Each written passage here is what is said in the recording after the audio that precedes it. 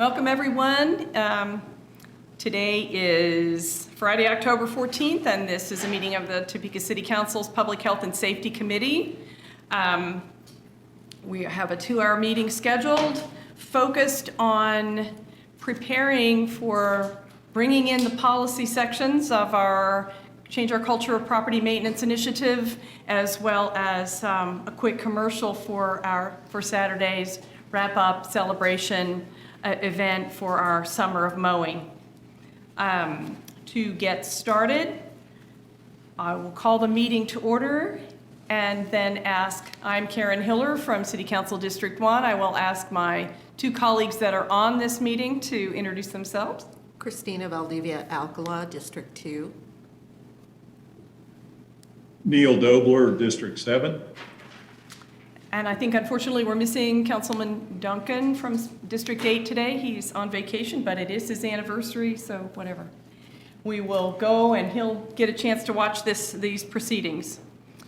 With that, if we could approve the June 14th meeting minutes. Move to approve. Motion to approve.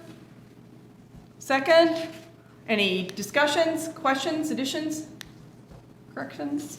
All in favor say aye. Aye. Aye. Aye. Approved. Minutes are approved, and we will move right into our review of the status of the policy and procedure side of our Changing Our Cultural Property Maintenance initiative. As we go into this list, I just want to say to everyone involved on the screen as well as in the room how appreciative, how excited I am, and I think I can speak for the committee, that we are about the progress that we've made. What we're going to talk about today is really just touch on Karen Black's final report, which is coming in for presentation on Tuesday. But in order for all of us to be on the same page and fully prepared for where we are, we're going to scoot through the list of all the things that you all who are on this call have been working on, visit about them if we need to, but otherwise, again, just kind of get on the same page. And in particular, we've got Mike Haugen from Code. Why don't you introduce can they introduce themselves and get picked up by you? Never mind. Mike Haugen from Property Maintenance, Amanda Stanley from Legal, Monique Laudet from Community Engagement, Alan Stahl from Fire, and we've got Richard Faulkner from Development Services, Gretchen Spiker from Public Information or Communications Office, Tony Trower from Public Works, and Travis Tenbring from Public Works. What you may or may not know as staff is that as the committee with Councilwoman Valdivia and I at the lead, we've been spending a lot of time, as I think you know, on the mowing program. So we sort of come up for air to get to say, okay, now the report's coming and we need to be ready. Check in with Hannah and to discover that we've got 10 bullet points of things that you all continued to keep in progress while we were working on the mowing program is just phenomenal. And I just want to thank you all.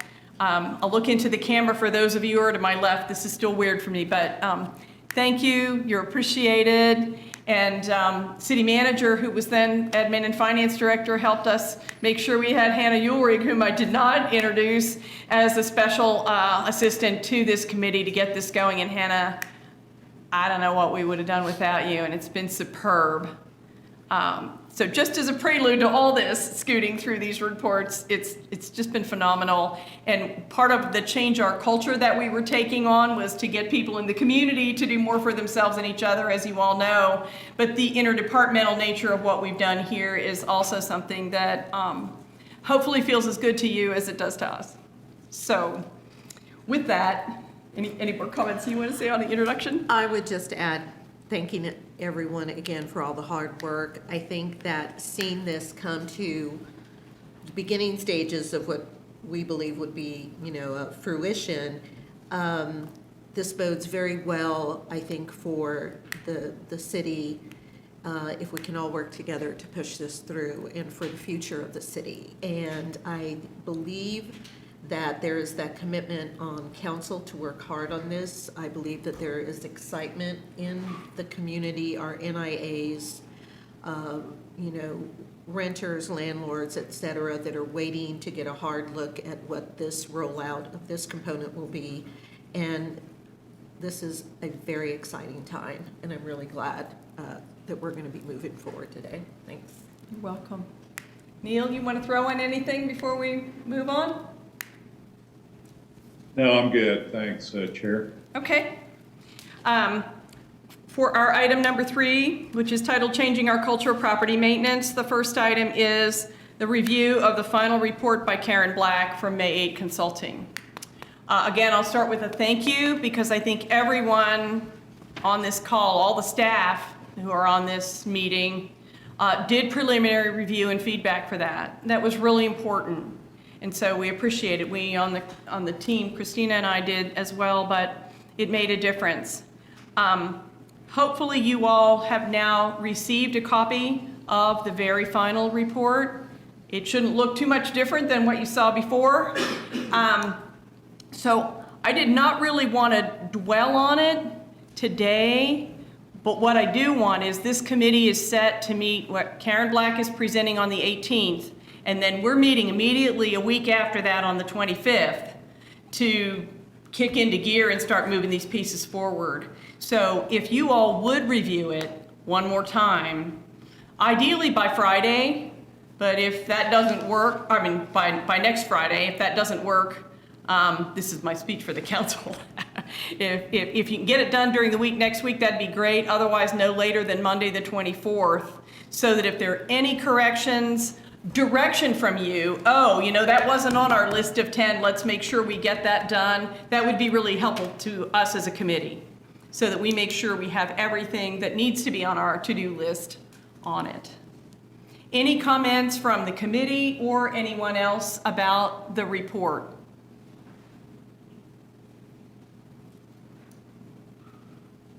Okay.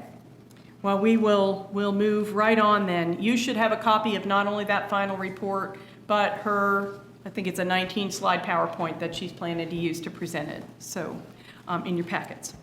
The next item is to run through the action that's been happening on the rest of the policy and procedure side. Again, I'll do a quick capsule and then see if you all have any responses on these things. Oops, I have, wait a second. Got some other notes I want to use. Shoot. Just a second, all right. First item on that list is the LLC ordinance, which we credit City Attorney Stanley for. The idea is to work, we've had a draft for some time, and you should have a copy in your packet. The idea is to move it forward. If you would give us just a quick note on where you feel we are with that, if we need to do more work on it or not, based on what you've seen. Sorry, one second. It's okay.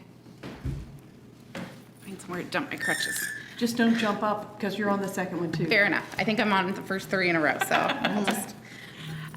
So in your packet, you have an ordinance. It's titled the LLC ordinance. So as a little bit of background, this has been a chronic problem in municipal court for about 5 years. You serve a corporation, an out-of-state landlord for property code violations. They don't show up for court. Currently, under our municipal code, the only option you have when someone doesn't show up for court is to issue a warrant. Very hard to issue a warrant for business. There's no particular person, especially when it's structured as an LLC. It protects them from individual liability. I don't like when things stay unresolved for multiple years, and so we figured there had to be a better option. So back in November and December, we started thoroughly researching this and came up with the ordinance that is in front of you today. So what this ordinance does is it creates a new process in our municipal code for dealing with LLCs. So when they are served, hopefully they show up. If they do not send someone, our municipal court judges will have the authority to issue a summons that says, come tell us why you didn't come. If they still fail to show up to that, ultimately it gives the municipal court judge the authority to issue a default judgment against that corporation and assess fines and fees. While this is a novel concept at the city level, in Kansas will be the first city, I believe, to take this on, it is not a novel concept in the law. The state law has had this type of provision for criminal offenses against corporations since about the 70s. So the ordinance is modeled very much after state law. We've done a lot of research in other states. This is not a unique to Topeka problem. This is a nationwide problem. So we are hoping that you'll be supportive of a new way to help deal with these corporations and pass that through. Additionally, in the ordinance, there's one other portion that talks about how to perfect appeals of demolitions. This is since the ordinance was open and it's a good time to clean up things. Right now, someone has the right under state law to appeal a demolition order to the district court. Doesn't say how long they have. It doesn't say what the process is. So occasionally we get appeals to the district court that just sit there, nothing ever happens again with it. And it makes it hard when you're dealing with fire damaged buildings or other types of things because we have to wait on the district court. We're allowed under state law to put in processes in place with timings and deadlines so that we don't just have a demolition building sit there forever because you never did anything with your appeal. So that's the second portion of this ordinance, and I'm happy to answer any questions you may have. The only question I have for you, and I'll keep watching for Councilman Dobler as well, is you've been working pretty closely with Karen Black on getting her pieces back. What I'm trying to do is calendar how we're going to move these things forward. And my question for you is in your view, is this ready enough that we could talk about it in detail at our meeting on the 25th and move it to council in November? We would love for you to pass this as absolutely soon as possible. It is very frustrating in municipal court when we have no tool to deal with these individuals. The report does recommend that you pass the ordinance as drafted in the final version. So Right. this Well- is ready to go as soon as you would like it to be. Well, until the last report that I had was that you were waiting until Karen Black's report had come. So if there was So- anything in there that made you want to change it, you could. And so now that it's here, Yes, no, we've talked back and forth, and it should be good to go in its current form unless you have other modifications and changes. okay, well, with that introduction, I am planning to calendar that one for consideration and moving in October, or on Wonderful. the 25th. Watching for questions. Councilman Dobler, anything? Okay. Item B is the retaliatory eviction ordinance. Again, we've had a draft. Correct. Retaliatory eviction we've had on the books for a long time. We don't have a final draft of that ready to go. I was waiting to review the final report, have reviewed the final report and her suggestions, and now we are researching how to make her suggestions a reality with the affirmative presumption, shifting the burden. So we are reviewing the report and working on a draft for you. It's not yet ready at this time. Okay. Well, if it can be, if you're comfortable, not before, but if you're comfortable that it's ready, one of the things we talked about was, can we not move these things in one at a time, but in a big batch? And I had said along the way, sure, we'll batch them, but we actually have, I think we're going to package small batches. I'd like to move both of them out from next Tuesday, or next Tuesday, whatever, the 25th, if we can.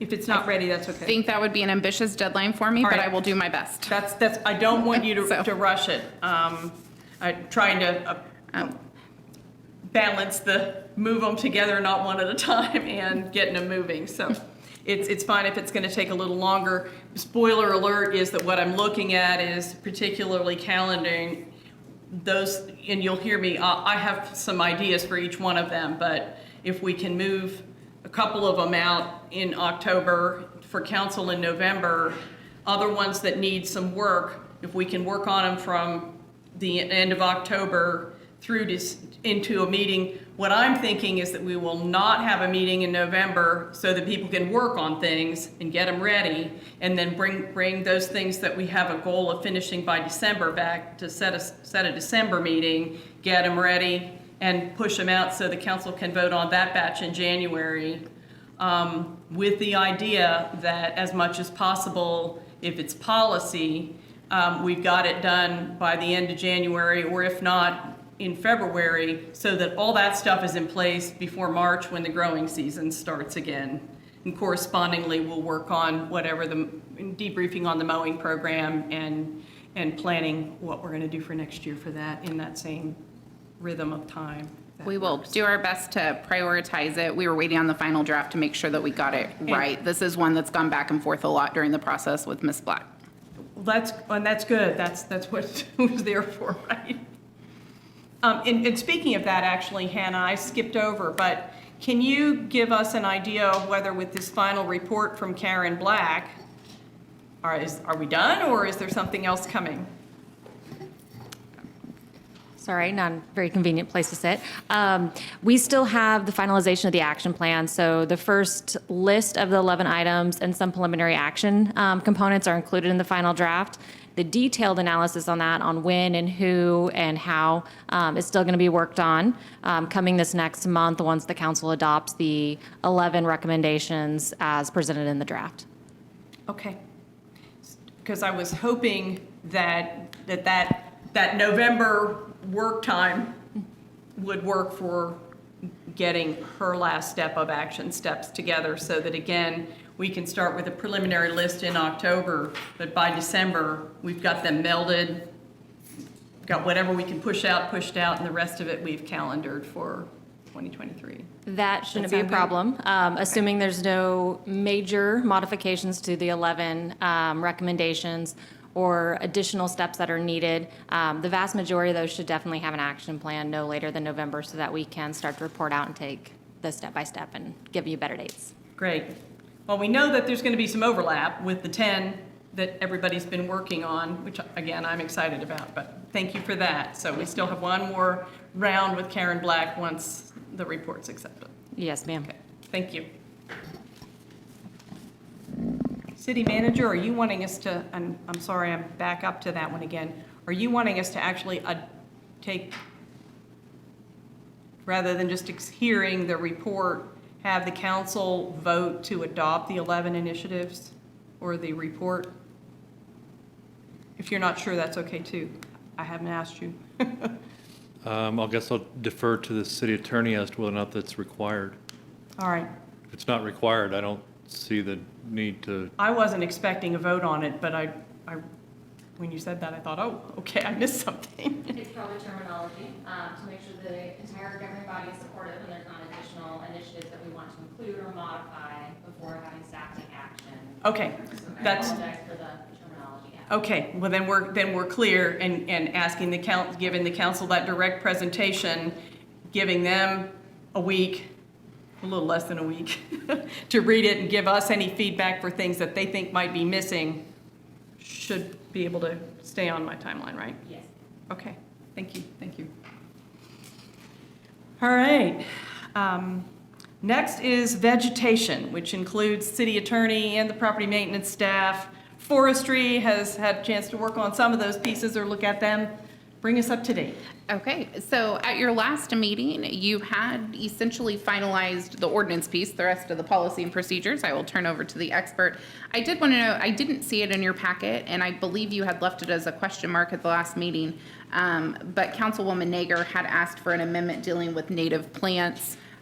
So you had both the original ordinance as modified after your last meeting in your packet, and then also there was a modification that added native plants and a sentence on native plants to it that you had left under consideration at the last meeting.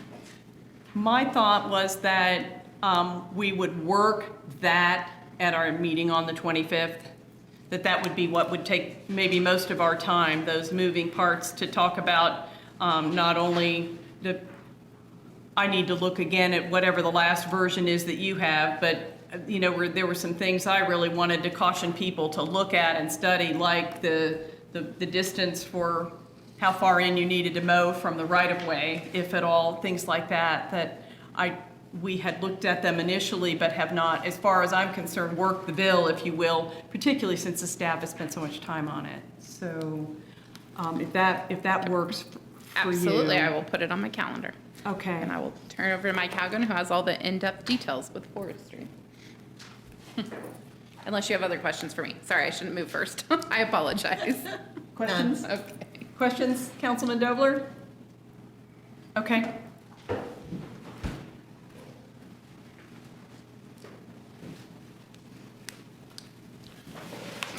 Hi. Hi. So the only thing looking through it that I've developed concern over is acreage and mowing back 30 feet of the property's over an acre. This was my suggestion. It was put into the ordinance. The more I drive through the community and I see certain pieces of land that have been somewhat maintained, but the urban forest has been mowed over, so there's not an urban forest. If we reduce it to 30 on all of these properties, we're going to start developing more urban forests.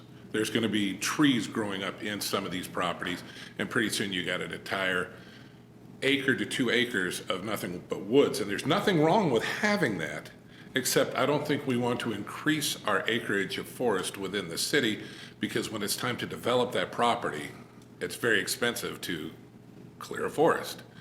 So that's the only thing, and you brought up that we are going to talk about this ordinance and pieces of it, and that's one that I want to talk about. Yeah. And do we want to remove that and just place it within the SOP that the director or somebody has discretion to approve it? Because there's many properties that is the appropriate thing to do, but there's many properties that it's not. So that's the only place where I'm seeing an issue with it. Okay. Because I'm like you, I mean, I've encouraged people to just watch every time they drive around town, and it really is different what people have done. And I've tried to look at it in terms of mower widths and things like that, in terms of what's reasonable to ask. Yeah, we don't want to encourage reforestation, although that's a popular thing to do right now.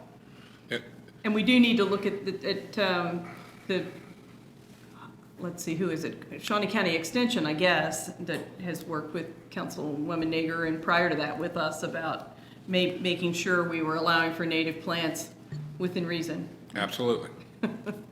and doing some training and so on. Okay. What's the status either from you or others?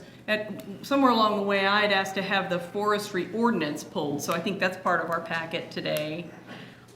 There was a reference to a forestry billing in SOP, and I wasn't sure there was one. I have not been part of that, so I can't answer. Okay, So- because it seemed like we needed to reconcile forestry's ordinance and SOPs with IPMs, with the property maintenance.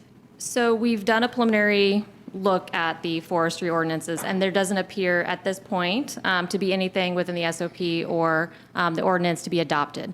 So from a billing and looking at their processes and what they've had to do to truly abate properties, historically, that hasn't been an issue within forestry. And within the way the code is written, it shouldn't be something that crosses into that line.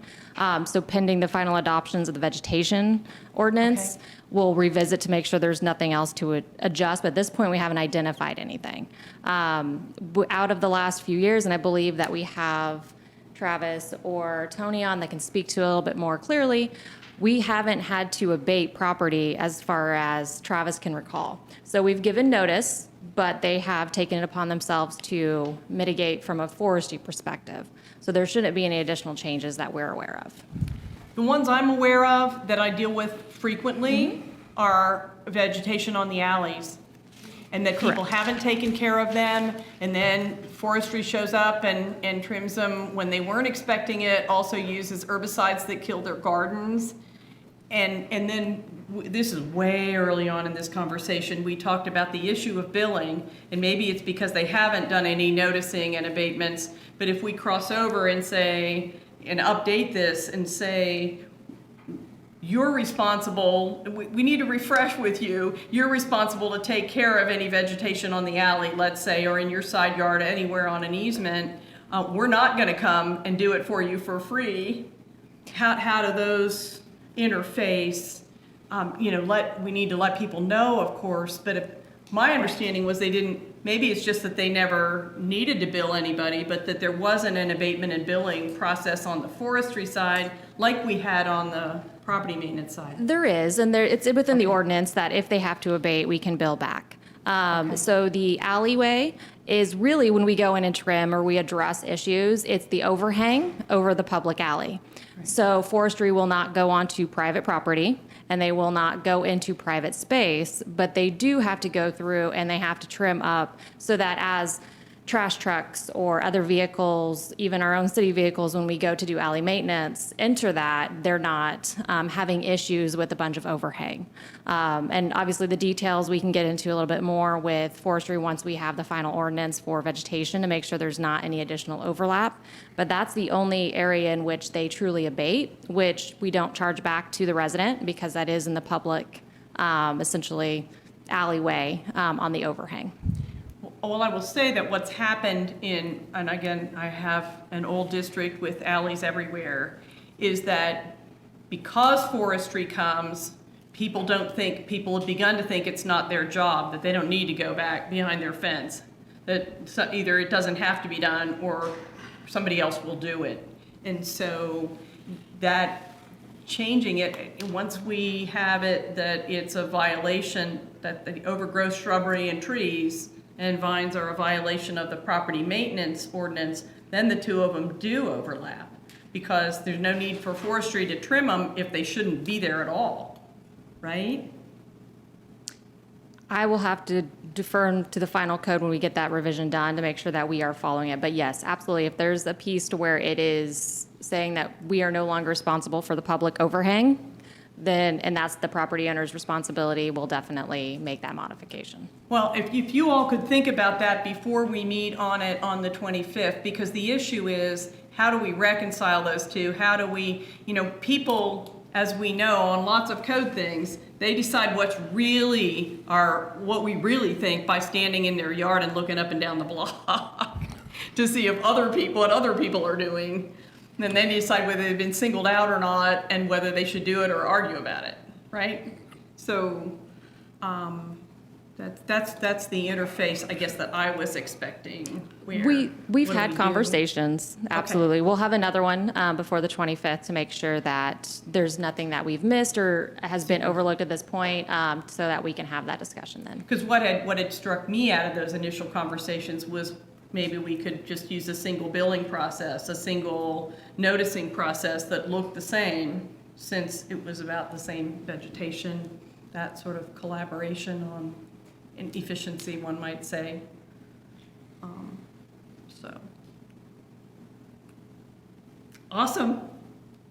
Other.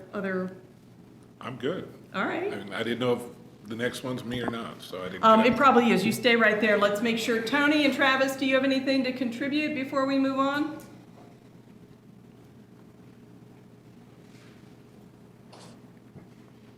This is Travis. Nope, I'm good. I think Hannah nailed it on the head. We're just gonna have to see what the final draft is that you guys want. There might be some overlap, but originally any changes in the vegetation was on Mike's side. So there might be some overlapping, but at that time, we didn't think we needed to change anything within forestry. So Okay. Well, on the 25th, what we're going to do is actually pull all that stuff out and have a look at it, and any further thought that you've got would be great.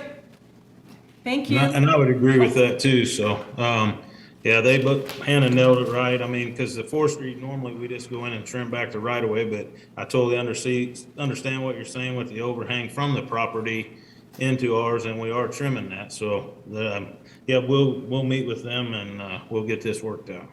Super, yeah, because it's been that way long enough that it's like, oh, this is a free service. Why would you be asking me to do it, kind of thing. All right. Next one is the IPMC itself. There've been some thought from Hannah that maybe we didn't need to address. We know we've talked a little bit about this and that in terms of changes, like getting the language about painted boards back in there.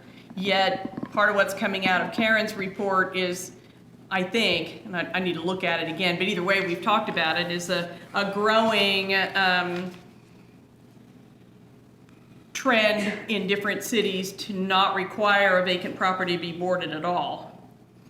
but instead make it look, keep it secure, make sure it stays that way, take care of the outside, and call it good. So one of the things, just to skip ahead a little bit, I'm thinking that the whole vacant property and everything related to it discussion is a big enough book of business that we would schedule that for 2023, not try and get it figured out before December. So we had a chance to look at all the moving parts of that, the ordinance that we have, what we've learned about code, and so on. So with that, get some comments. Yes, ma'am.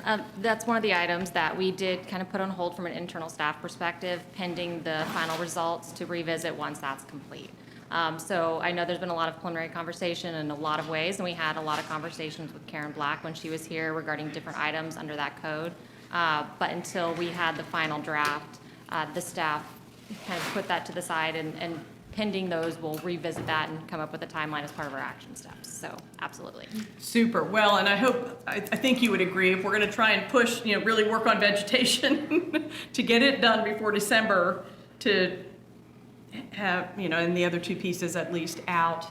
There's some more work sessions Yes. in the latter part of this 10 that taking the vacant structure stuff. So back to the IPMC, that could change some language later. So I'm thinking that if we have some short-term stuff on the IPMC, we might do it soon, expecting that there would be an IPMC Part B later. If we want to look, for instance, at fines and fees as well, again, based on all the things that have come from Karen, we might not be able to get our heads through all of that. We in should be 30 able, days. yeah, we should be able to identify a lot of those in the action track Okay. and the plan and lay out a timeline to address those. Okay. Have you got an SOP for us, Mike? The SOP. Or a letter? I'm sorry. Okay, so for ahead. the SOP, the only thing that needs to be changed is a definition, because it's just a standard operating procedure. We won't be changing that. And then there'll be a discussion with legal regarding habitual violators. And that'll probably have to get added in. I've already in communication with legal to make sure that we have it all hammered down so that we can put it into the SOP, but it's not there yet. Okay. Okay, so for the letter, right now I have personnel issues that are delaying the amendments to a letter. It's just not possible for our unit right now. There's 6 things that are required to be in the letter according to the city code. So when you look at those 6 things and you start looking at the letter, it takes a full page to get everything into the letter. So the letter's very clear, concise, and does everything. Where I'm looking at is possibly a second page that makes a suggestion to how to correct it. That isn't an official page or isn't a legal document, but it's added in there. So right now I'm just held up with the limitations of our staff and what we can do with the letter that's within the program of MyGov. Couple of questions, thanks, thank you, Chair. How long, what are we looking at time frame for that? I would like to tell you just a couple of weeks. I can't be specific on the personnel issue. It could be just 2 weeks. It could be a month. I just can't get into it, and I can't explain it any better than that. Councilwoman, if I could, I'm aware of the issue. We're trying to expedite it. Okay.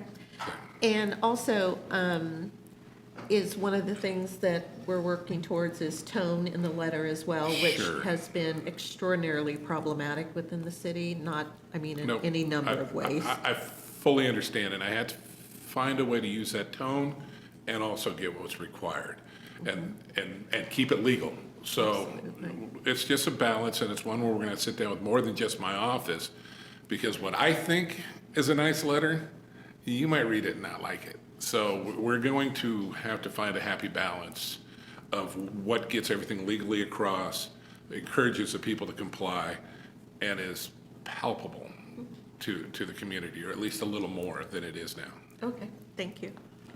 And I would suggest, if we can get something that at least there's a preliminary agreement on and try it for a while next year, we can still get back to that, and probably should anyway, and at about 6 months and see how it's gone over. Because we all know that there's the tone, and then there's the combination of needing to have it be clear that that it's a violation, it's important, it wouldn't be in there if it wasn't, and you need to do it. And we know that sometimes, even though people's reactions have been undesirable, it has galvanized action. So how do you, we went through one today. Right. It's Well, hard. yeah, it can galvanize action, and this isn't even, I'm referring back to something that wasn't even in your department, where, again, the tone of a city letter went out, not you guys, and it was just extraordinarily, what I believe, it made folks fearful because of the threatening tone of it. That is not acceptable. Right. At all. I'm on board with you. Yeah, it was. Yeah. But even ours, I'm on board with you. Okay, well, if we can have, where you are on not only the vegetation and forestry interface, but the IPMC, again, we may itemize some things that we'll come back to later out of Karen's report, but if there's some things that we can move out of the meeting on the 25th. Or, in the case of your letter, maybe if you've got something, if you're able to get something preliminary by the 25th, it'll give us some time to float it with some other folks and bring it back in December. I don't know that the letter will be that expedited, but we will definitely try. And if not, it's okay. We're making a lot of progress on a lot of pieces. So. Good. Thank you, Mike.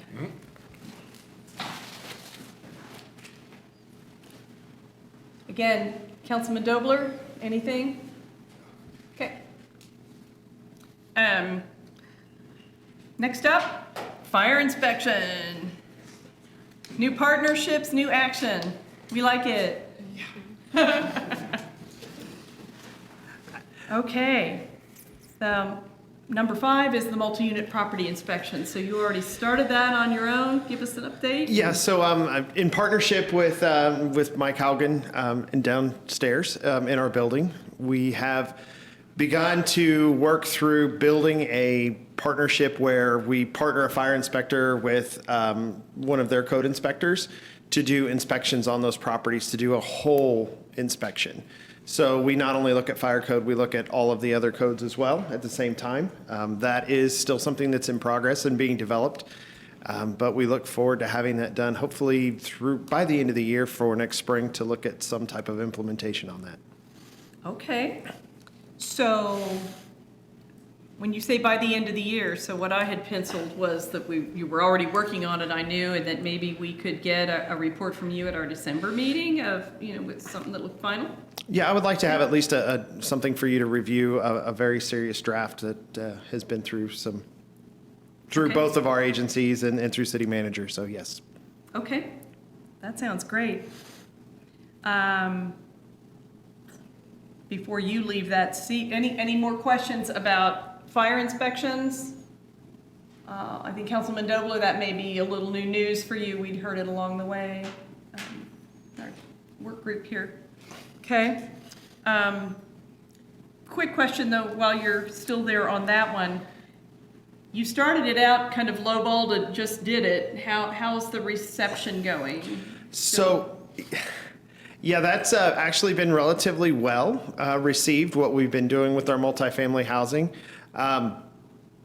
We had some pushback initially from certain landlords. However, things have gotten better and they realize that no one's being singled out. We're looking at all multifamily housing, trying to bring all of those properties in compliance with all the codes of the city. So that's actually been very well received at this point. We've had a couple of meetings with other landlords and things are going very well. Super, and just so that we've got an idea prior to coming back, are you still looking at only the public spaces or are you spot checking some units as well when you're there? So we have no ability to spot check a unit unless the tenant were to invite us in. Correct. And that would only be just by chance if that were to happen. So we aren't even asking for access to those units unless a tenant were to grab us in the hall or bring us in, so. Will there, when you go in and do the reviews of the public access part of it, so you'll be going, the plan is with a code person, a fire person going in together. Is there advance notice that will be given, like in the public access area, to where if you're there on a certain date and Family Smith is having some issues that are not being addressed, that they can say, hey, you're here, can you come and look at something? That isn't something we've explored so far. It is definitely something that we could look into doing. We do give advance notice to the property owners. We don't do a surprise style inspection, so they know that we're coming. And so, yeah, we could look into doing that. Okay. I just think that that's a good idea to possibly visit. It may not work. It may, It may. you know, so. Well, I know our IPMC provides for courtesy inspection if people want one. There'd be, and I'm brainstorming at this point, but, you know, a chance to go through what you've done and then leave a note at the mailboxes that if anybody wants a voluntary inspection, they're welcome to have one. See how that goes. It's worth a try. Just a thought. Okay. Moving to number 6, vacant properties. Why don't you, well, whichever one of you've developed a partnership on that too. It's an emerging thing, I think. Yeah, so we are emerging into that. So the fire department hasn't previously been involved in enforcing environmental code or fire code on vacant structures. We have begun in the last several weeks working with a vacant hotel here in the city that has been a known problem. That does involve coordination between our two divisions. Obviously, we don't want to step on any toes, and we have to make sure that as we move forward, we use the right code in the right place. So we've had good compliance with that. The owner was notified. I think they got the idea that the city's very, very seriously looking at their property and that they want to make sure that that they bring that into compliance and secure that facility so that way that we don't end up with a major fire or life safety risk. That's exciting. Sure. Maybe you get to the point where only one inspector had to go out and kind of cover for both, but that's wonderful. Yeah, you know, we're really looking forward to building that relationship between our two divisions and trying to find ways that we can make this better for the citizens of the Topeka. That's super. One of the things that I will continually and forever give Councilwoman Valdivia Alcala credit for is the naming of our initiative, changing our culture of property maintenance, and certainly working out in the community, but having you guys work together the way you are is exciting to see as well. And Yes. also, Chair, I think what's really good to actually hear articulated is that moving beyond the silos, which is so important. And I know that we can do it at this level of government. And, you know, to see the formulation of it take place at this public meeting and what's being worked on is very exciting and I think bodes well for the initiative. Absolutely. Thank you.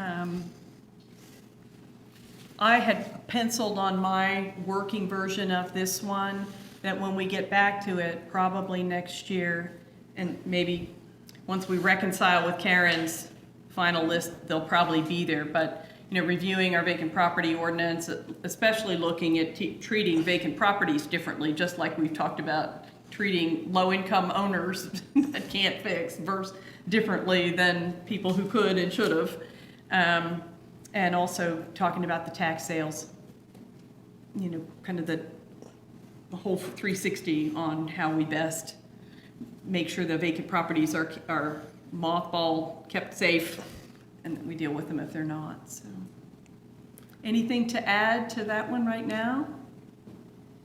No, the partnership has been nice. It's, you want me to go up there? Gotta scoot up there and share. All right. There you go. You can be on the Seat at the table. So this You can even have the water. This partnership we've tried to create for the past 5 years, just unfortunately, each fire inspector that gets assigned or chief retires. So this has been a long-standing one because I'll meet with somebody, they go, great idea, and I go, why haven't I heard from him? And 2 months later, he retires. So in this situation, I don't think a retirement's coming soon, and it's been healthy, and both of us are pretty excited. I think the biggest issue that stands in our way is staffing and just having enough people to team up. So we're working through that too and trying to get full staffing so that we can do it. Sounds And good. then Go ahead. Councilman Valdivia Alcala, one of the things you asked about was being proactive of notifying the tenants.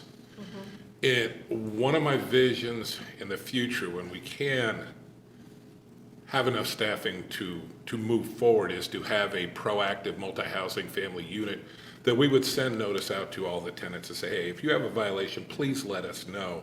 And then go and do we're coming in on December 3rd. Please let us know if you have any violations and we will do it. Currently, there's just no way we can do that. The amount of time that would take is just not possible. But that's where we want to get to. So that's one of the things I'm envisioning when I can make a proposal for a couple more inspectors to actually take on all of our multiple housing in the city, be proactive of every single multi-housing, because they're 1950s, 60s, and 70s, these apartments were built. So they're developing problems. They're just by nature, it's happening, that we need to take a serious look at them so that we don't have a tragedy within our community.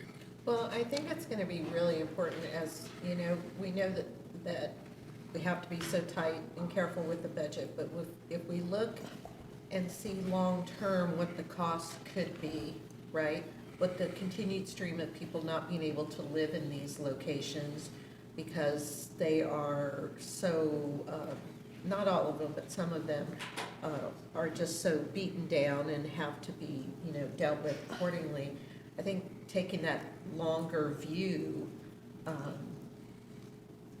think extra staff isn't something that we should be hesitant to discuss at all. I agree. When we are really making a concerted, intentional effort to get things aright in this particular way. I agree with you. Well, y'all know I'll have to throw in the alternate point of view, and I think we can get there in that once it's clear that what the standards are, if we revise this and we've revised our approaches, and that there are consequences if it's not done, but if it's done right in the first place, nobody's going to spend any time in your building at all, and your tenants aren't going to have anything to complain about, and so on. You know, the ideal, I always want to keep in mind, it may take extra time at first. The ideal is that when we're consistent, we handle it in a manner that we feel is what we want the city to present itself, that those issues start to go away, that they diminish, because we've changed our culture, and it's like, no, we're not going to just wait to get caught. We're going to do it right and take care of people, whatever the agreed rent is, or whatever the circumstances are that our building got vacant. We just know that this is the culture here, so we'll see. Yeah, I agree. So, again, thank you then, and we'll keep moving. Again, it's exciting to see the reports and the collaboration. The next item on the checklist is working on website changes and getting things in Spanish. That may speak for itself. Hannah, you want to pitch in on the report on that, since we don't have anybody here, unless you do? Oh, Gretchen's on there. Okay, sorry. Hi. Yeah, pitch Hi, in. council members. Yes, thank you for the opportunity to provide these updates. Gretchen Spiker, City Communications. So we are super excited because we are working on the development of a new city website right now. And one of the priorities with this website will be enhanced translation services. What I will say is our current city website does offer translation services to include Spanish, and this is done through Google Translate. So that is kind of what we have now. I will also add that some of our overall promotions about the Changing Our Culture initiative, those graphics and social media elements were translated to Spanish. A great example of this is the Changing Our Culture of Property Maintenance celebration, the event that's tomorrow. We did quite a bit of promotions of that in Spanish. So I'll stand for any questions. Any questions? Committee? Councilwoman. Just comment. I mean, I'm glad to see the movement forward with Spanish. I think we all understand it's way overdue. And I think with this step to provide more than just the base to our Spanish-speaking community, I think that we can look forward in the future to more involvement with that particular community as well. Thanks, Gretchen. Gretchen, in terms of timing then, based on what you just said and what we got in our written correspondence, I'm thinking that there will be steps like what you've already done in the promotion of the mowing events, but that it's going to be a 2023 evolution to see that website fully roll out. And That's exactly correct. And I'll be sure to keep you both in the loop, and you as well, Councilman Dobler, if you would like, as that progresses. Thank you so much. Again, this is me, the chair, trying to calendar when we should look for next steps on these various things, and that'll be great. Understood. Thank you. Any questions again, Councilman? Okay. Next item that we've got is training and public outreach plans, and Monique Gallaudet is stepping up from community engagement staff. Good afternoon. Good afternoon. So first, touching base on training, we have been in conversation with the K-State Extension Shawnee County office in regards to the noxious weed and native plants, talking about providing some training in 2023. They informed me that in the past, they've trained property maintenance inspectors on how to identify both of those, and provided a book was created, which I didn't know about. So tomorrow, they will have a table at the event, and we're going to talk a little bit more in depth in regards to that. I'm hoping they will be able to bring me a book to take a look at, and we can talk about what they'll be able to offer in 2023. So I was excited to hear about that. That's great. I think so too. I'm looking at how to empower our neighbors so they can look forward to 2023 and how they will be taking care of their yard and addressing various issues they may have. I wanted to make sure to remind all of our neighbors that our local big box stores, Lowe's as well as Home Depot, offers free online classes and workshops that they could take this winter, and they also have some next spring. They have various options and topics. They even have some on-demand content, which is really great as well. So wanting to make sure that we keep that in mind as well, and we'll make sure to include that in our resource list, that booklet that we will compile before the end of the year. Looking at CEPTED, had some great dialogue with Captain Colleen Stewart in regards to, we have, I believe, 2 or 3 of our CPOs have just become certified, and they'll be able to facilitate. And so we're hoping that in 2023, they'll be able to do that. But she also located for us a free CEPTED online mini course that's offered. That takes about 30 minutes. It consists of 53 slides, so we'll be sure to share that information and also include that in our resource list as well. And there's always the option of having an in-person training as well. It's usually a 5-day course, about $595 per person. But we thought that we'd really focus on utilizing the first 2 options, free and free, before thinking about the third option as well. So we're dialoguing a little bit more, and we'll have more to share with you in December as well. With the public outreach plan, definitely we'll continue to collaborate with communications to create a plan, looking at what the next initiatives will be, and we'll just continue to do what we've been doing in the past. The press releases, the infographics, the standing banners, which gets great impressions. And then we also have realized that Facebook ads, thanks to Taylor Sly bringing that to our attention earlier this year, that utilizing the Facebook ads has been astronomical. So that definitely is something that we're going to talk about doing in 2023, thinking about what the next steps are. And with the current initiative that's taking place, I'm getting phone calls and emails on a daily basis, and it all stems around as soon as a Facebook ad comes up, then sure enough, my phone rings, or I get an email probably 2 or 3 minutes later. So we know that that's a wonderful tool to continue to use. And lastly, talking about the resource list, we have one that we're working on, and thank you, Councilmember Hiller, for bringing that to my attention about the Safe Streets resource list. I didn't know about that one, but looking at what property maintenance is utilizing, what housing services is utilizing, what Safe Streets is utilizing, we're going to extract from that and take the information that would be good for ours. And then I'm really focusing on the housing resources, the things that people can access. We have Community Action, for instance, has a weatherization program. We have our wonderful partners at Topeka Habitat have their various programs. So just compiling all of that, putting it together in one that can be utilized for the Changing Our Culture property maintenance resource list. And I'll stand for any questions. Let me throw in an add to her invitation for questions the fact that I'm thinking of other training topics, if there are topics that people had been thinking of, to bring them up now so that we can get them to Monique. One of them was mothballing.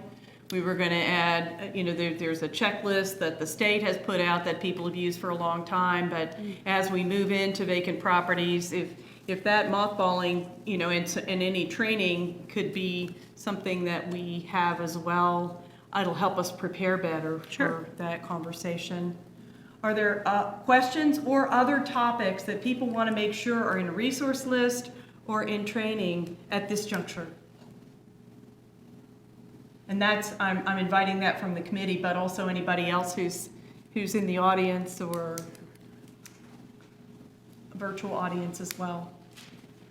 Okay, well, we'll keep going on this. Those topics may emerge. Sure. Of course, but that is great, and I already had it down on my list for hopefully working on it in November and reporting in December, so. Wonderful.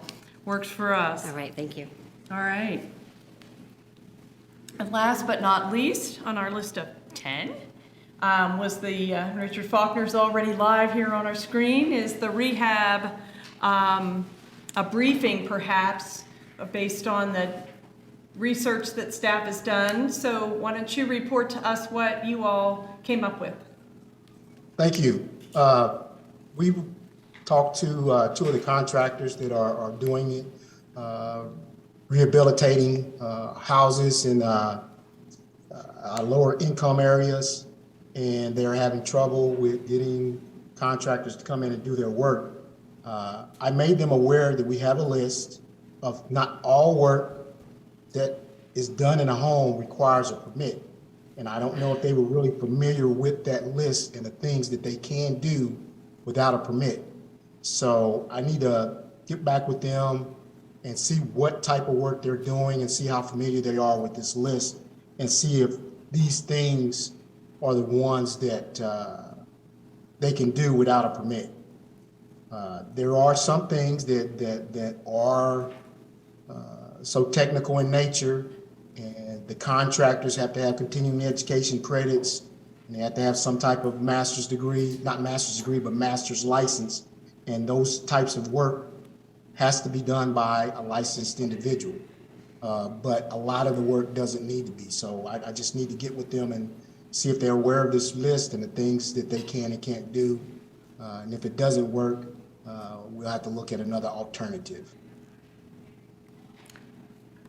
We had are the people that you're making reference to that you visited with the ones who came to our input sessions and the sessions with Karen Black? Yes. Okay. I'll throw this out to the whole group maybe. Surely there are many more people besides just those 2 or 3 individuals that are doing rehabs, that are wanting to flip properties. It's gotten a little more expensive to flip properties, I guess, in the last couple of months, but do you need some help in gathering as much as we can, the whole group of folks that ought to be sitting in that session? Yeah, because that's the thing about the people that are doing the work, they're not getting permits, so they're not coming into my environment, so I don't know who they are. Any way to get a list of those people and so I can engage them, that'd be great. So I don't know. So you haven't gotten back with the 2 that you're talking about yet? Yes, we met. Okay. And I talked with them about this, but like I said, I haven't actually been with them to see what they're actually doing. And they didn't have, it wasn't like they had houses lined up that they were working on. They were just doing them as they came along. Right. So it's not like they're really into, we got this house this month, this house this next month. They just had a house or 2 because they have other jobs and they're just doing this on the side. So, yeah. So what's the best next step then?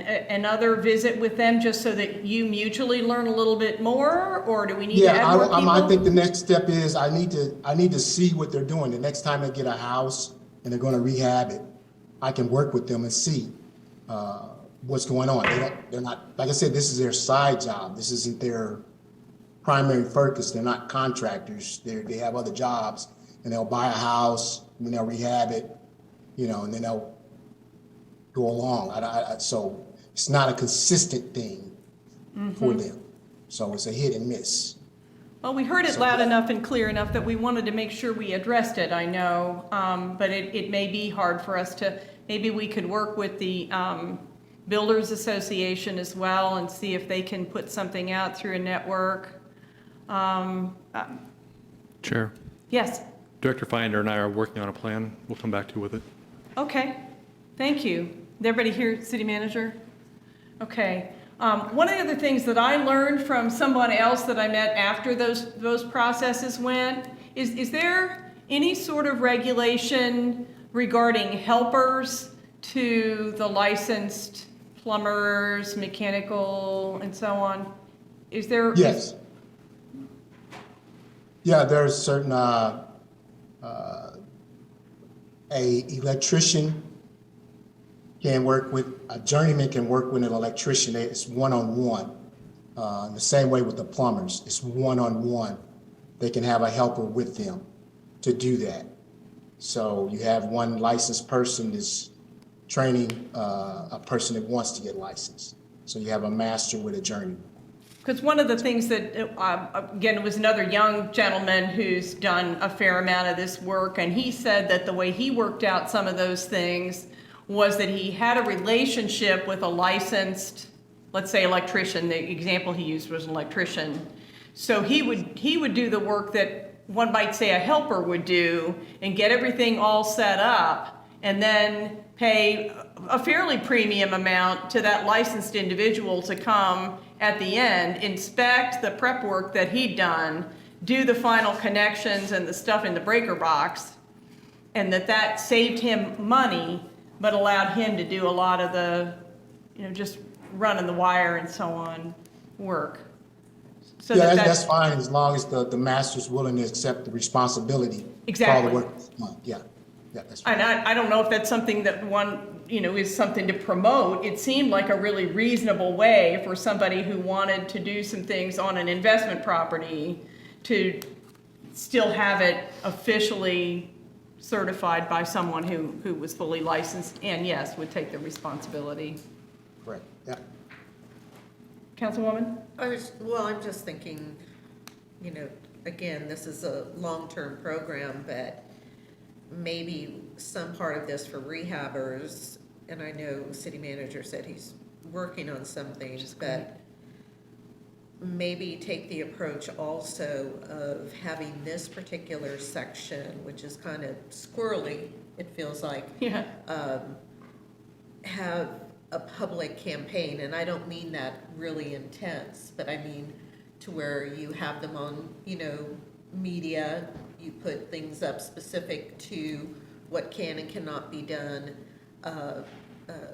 with this type of rehabbing. I'm thinking about something that they had in Texas to where they had a type of initiative of how to apply for certain type of permitting within the city. And so what they did, and I'm not saying for us to use this, I'm just saying let's think out of the box on this, where they hired 3 local artists to develop pieces of work that helped in English and Spanish that helped move people towards the resources that they could actually drill into for how to go through filing for a permit if they weren't that sure on how to do it. So maybe taking an approach down the road of a public education campaign on this, because we know this impacts not only rehabbers, but the people that end up, renting or buying these homes, and we want to make sure everything is up to par, but at the same time, we don't want to make it so incredibly difficult, yet also abide by the, ordinances on this. We may have to be more creative in this area.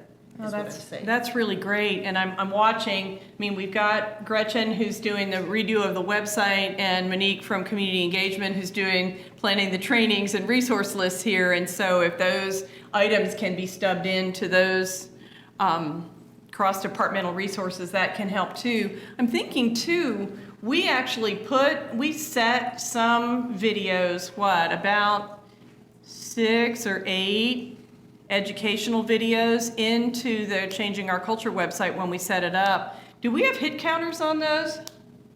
Do we know how many people? And those were like how to mow your yard, things like that.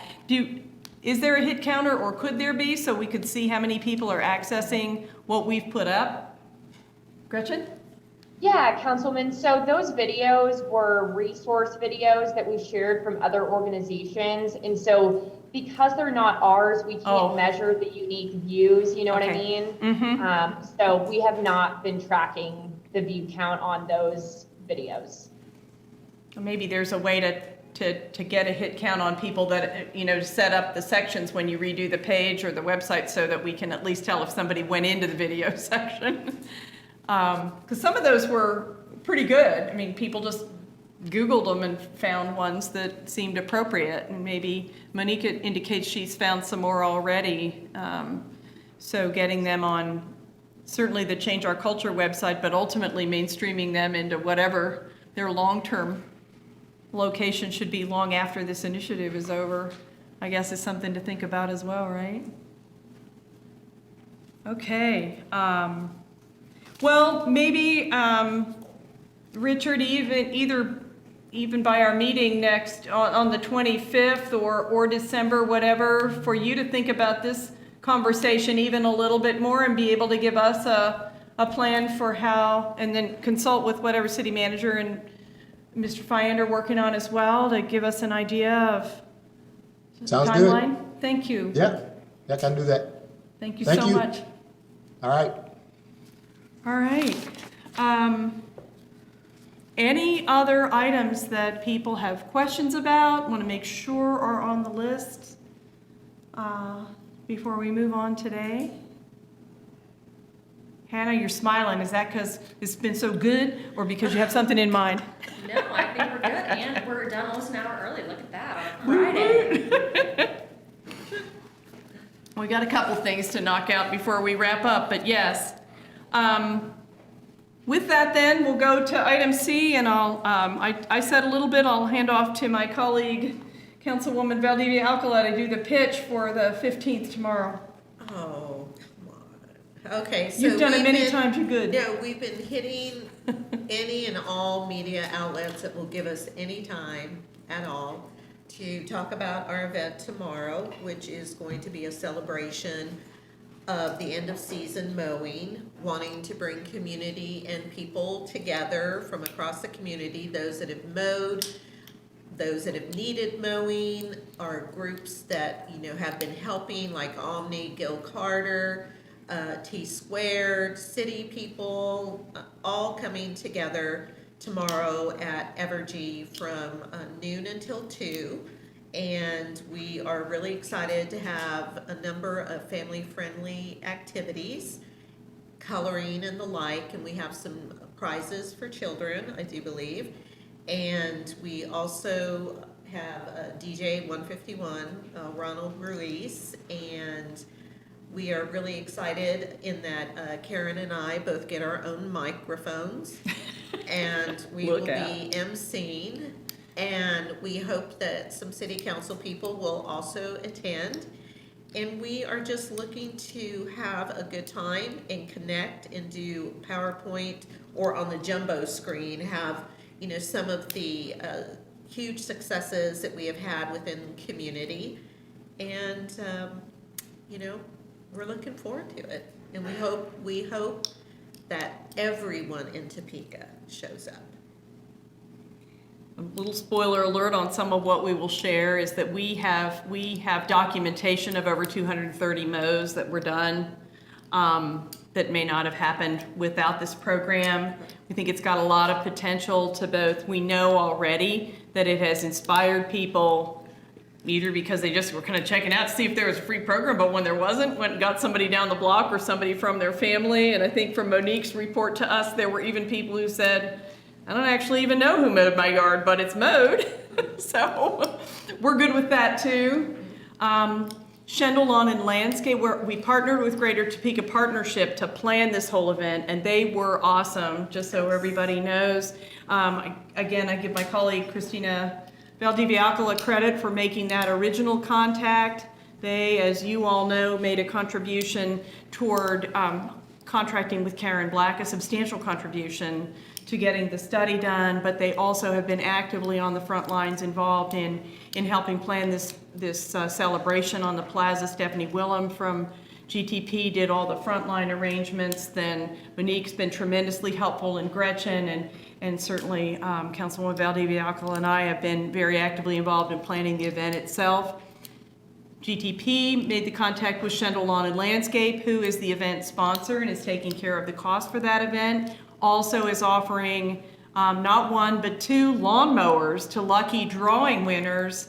And they have contacted, they've internally provided some other things, and I think from some of their co-vendors and subs have some other prizes. And further, we had a volunteer who's chosen to remain anonymous, but went around to local stores like Home Depot, Lowe's, Westlake Hardware, and so on, and we have 55 drawing prizes that individual solicited as well. So we're pretty darn excited about the partnership all over the community, and again, want you to know how proud we are of those developments, the ones we've just talked about, but I think that we've been inspired to keep that going because of what you all are doing. And again, it makes a difference. So, yeah, we're going to be there as early as 10:30, but the event is noon to 2. And Big E's is going to have a discount $6 options, just 2 options, a pulled pork sandwich with chips and a drink, or it's either going to be a hot dog or a sausage, a beef product. So family friendly, whether people, however long they're going to stay. Brent Bowles from Shendel is going to be there representing them, and we will, some people may stay the whole 2 hours, but we're planning to repeat the credits and the data and letting them talk about their involvement as well, at least once each hour. Also, we are going to have some small mowing LLCs there that are going to be giving out their cards and information. It's going to be a good place to network. I think that folks that are going to attend, we hope from the city, from GTP, obviously from the neighborhoods. I think it's really important to just kind of sit and look at this and realize this is a novel initiative in really trying to interconnect these different parts of communities. So a big thanks to GTP, and hope to see you out there tomorrow. And yeah, I think it's going to be fun. Yep. We already talked about the time frame. I think we've itemized what we're looking at doing immediately by the end of the year, and for next year, I'll get with Hannah and we'll do much more. I wanted to see what people's feedback was on that timeline before we put something down, but we'll get that shaped up for moving forward. But I'm glad you all were here firsthand for these reports and conversations. In terms of other items, we have, as a committee, been owning the issues of broadband as well as homelessness over the last couple of years. So since we haven't been meeting very often, I wanted to touch on those. If I can hand off to broadband, I mean, in both cases, I think it's a congratulations. People are coming together and doing a great job on that, and we think we can let those issues go from this committee. But first, hand off to Councilman Dobler, who got broadband on our agenda some time ago. Yeah, thank you, Chair.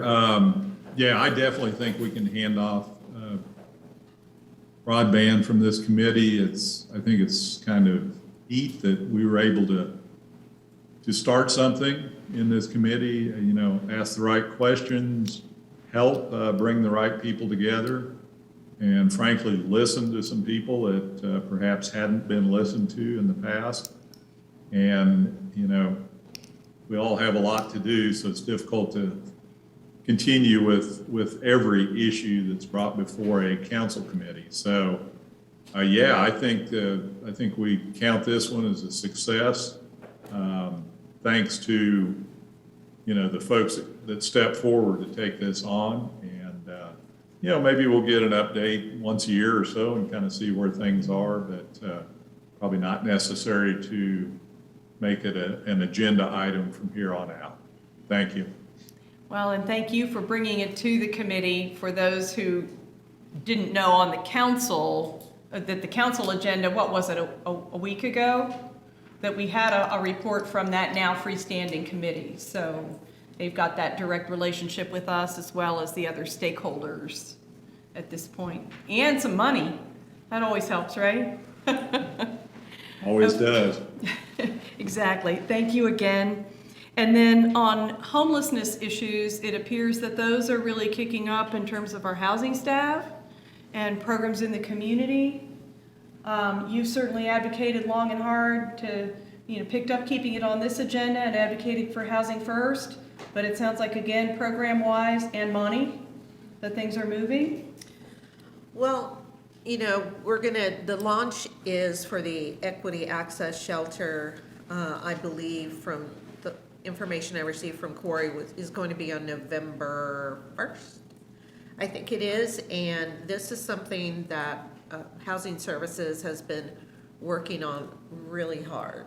I'm going to be just really honest, I never saw myself working around issues on the chronic unsheltered for the most part. It has so deeply impacted the district that I serve, and I also believe that it is impacting the city as a whole. And so with the work that Housing Services has been doing, I've been sitting in on meetings, the mayor has been sitting in on quite a few meetings, and it's really important that as this program launches, that we get a deeper understanding of it and how it differs from what we've been doing before, so that hopefully as we see the successes, which I truly believe can happen, unfold, we can get an understanding of what it is that was done differently, what it is that's done right.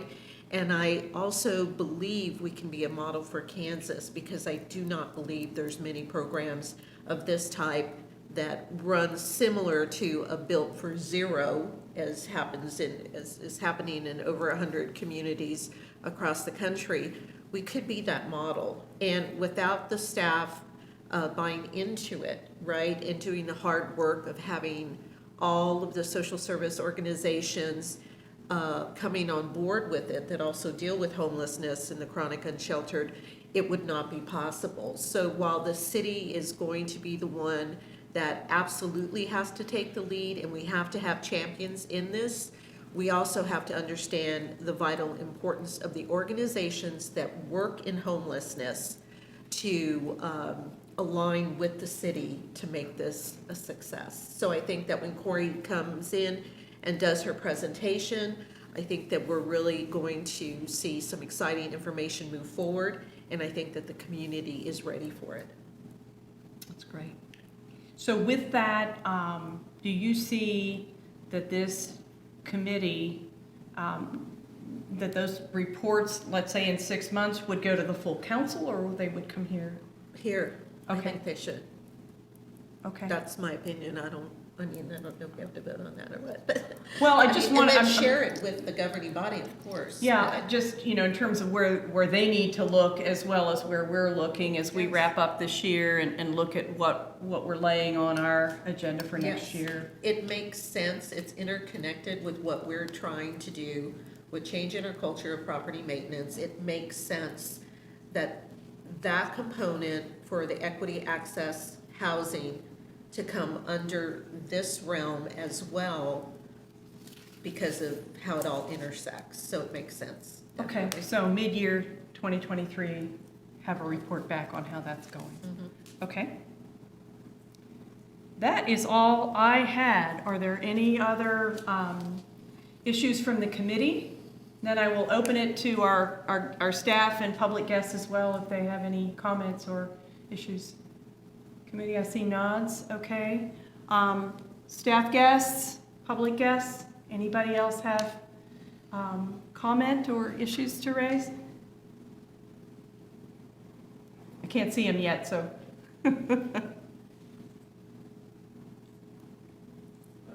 There we go.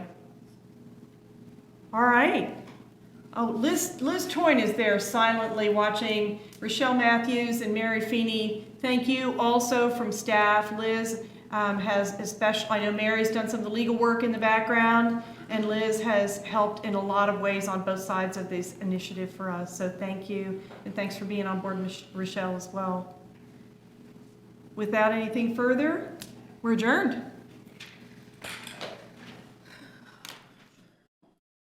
Thank you.